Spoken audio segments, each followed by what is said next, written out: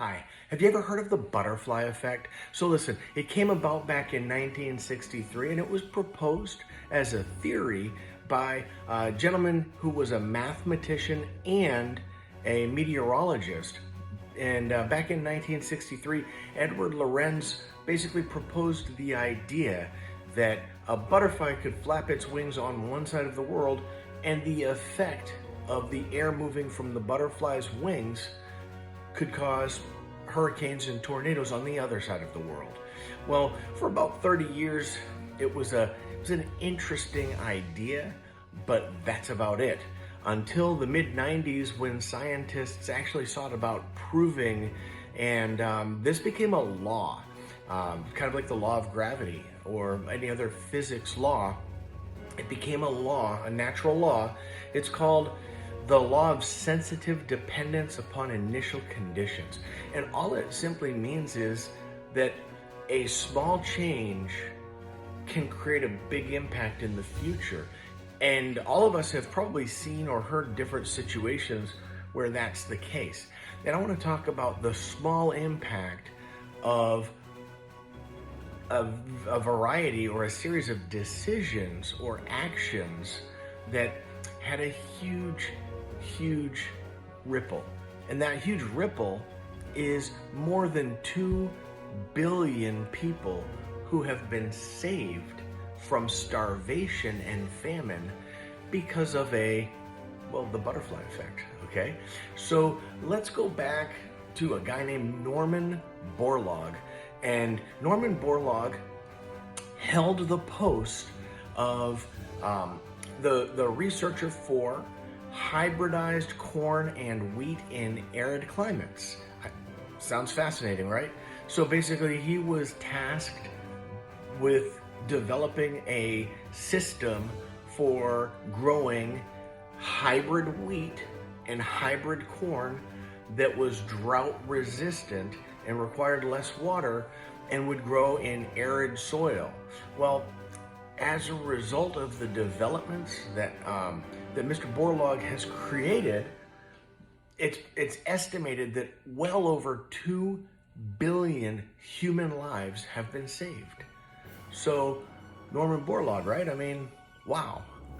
But how did he get his job? You see, a guy named Henry Wallace, who was one of the vice presidents under Roosevelt, Henry Wallace created the post and had Mr. Borlaug placed in that position to be able to create the impact that saved over 2 billion lives. So maybe it wasn't Borlaug, maybe it was Wallace who saved all those lives. Unless, see, when Wallace was 6 years old, his father was a professor at the University of Iowa. I'm sorry, Iowa State University. I probably just made some Iowa State and University of Iowa fans kind of butt heads there for a second. But Iowa State University. So Henry Wallace's dad used to send young 6-year-old Henry out on agricultural and botanical expeditions with a brilliant student at the university. And these experiences created a lifelong interest in the power and abilities of plants and understanding plants and how they can be used for us. So that brilliant student, a young man named George Washington Carver, who created hundreds and hundreds of patents related to peanuts and sweet potatoes and things like that we use today. So maybe it was George Washington Carver who saved those billions of lives. Unless, well, there was this farmer, and it was just a little bit after the Civil War, and this farmer lived in a slave state, but he and his wife, Sarah, hated slavery, of course, and they were in the habit of sheltering and supporting the transition of some former slaves. And back then there were some really bad dudes like a group called Quantrell's Raiders, who would go around and they would murder and burn houses and things like that. Well, Mr. Moses, his barn was burned and a bunch of people were killed, and a young former slave was abducted and sadly killed while clutching her infant son in her arms. The son was taken. Moses made a deal with Quantrell's Raiders to ride out in the middle of the night.